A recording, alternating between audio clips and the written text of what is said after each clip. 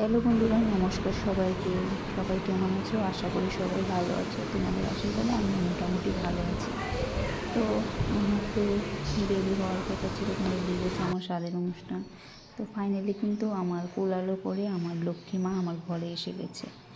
আর আমার বাড়িতে যেহেতু কেউ নেই, দেখো আমার হাজব্যান্ড কিন্তু রান্নার সব কিছু করে নিতে গোছগাছ করে নিচ্ছিল, কেননা ওষুধ থাকে আমাদের। আমি ওই ঘর থেকে আর বেরোতে পারি না, তো রান্নাবান্না আমার হাজব্যান্ডই করে। আর যতদিন আমার মা ছিল ততদিন আমার মা করেছে। আর আজকে আমার কিন্তু লক্ষ্মী সোনা মায়ের ষষ্ঠী পুজো। তো ষষ্ঠী পুজোর জন্য দেখো প্রথমে আজকে ওকে আমি কাজল দিয়ে সাজিয়েছি। এতদিন কিন্তু কাজল লাগাইনি।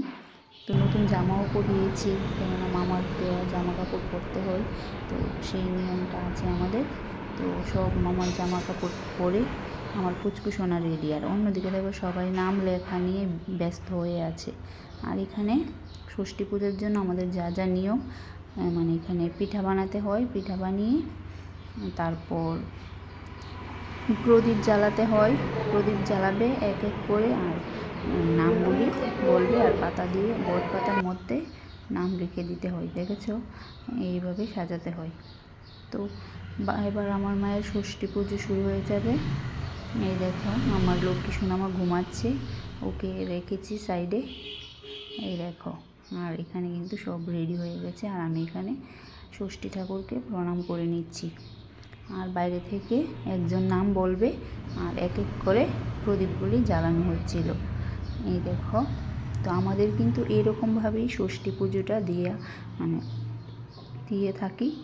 আর তোমাদের কিভাবে দেওয়া হয় আমাকে জানিও। আর এটা আমি জীবনের স্মৃতি হিসেবে রাখতে চাই, কেননা আমার বড় মেয়ের বললামই তো কোনো স্মৃতি নেই। আগে এত একটা মোবাইলের যুগও ছিল না, তো আমার ছোটো মেয়ের সব কিছু স্মৃতি আমি ফোনের মধ্যে রেখে দিলাম স্মৃতি হিসাবে।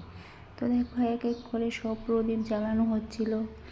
আর বাইরে থেকে যারা এসেছে তারা মানে জোগাড় দিচ্ছিল আর কি, বাইরে যারা ছিল। তো 2বার করে জোগাড় দিতে হয়, সেটাও নিয়ম।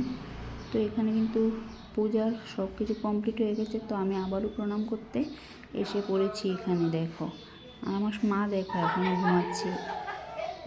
তারপর কিন্তু আরও নিয়ম আছে বাইরে, তো সেখানে যাব, তোমাদেরকে শেয়ার করবো। আমি তো আর ক্যামেরা করিনি, বাইরে অন্যরা ক্যামেরা করে দিয়েছিল। তো ঘর থেকে বেরোনোর নিয়ম নেই।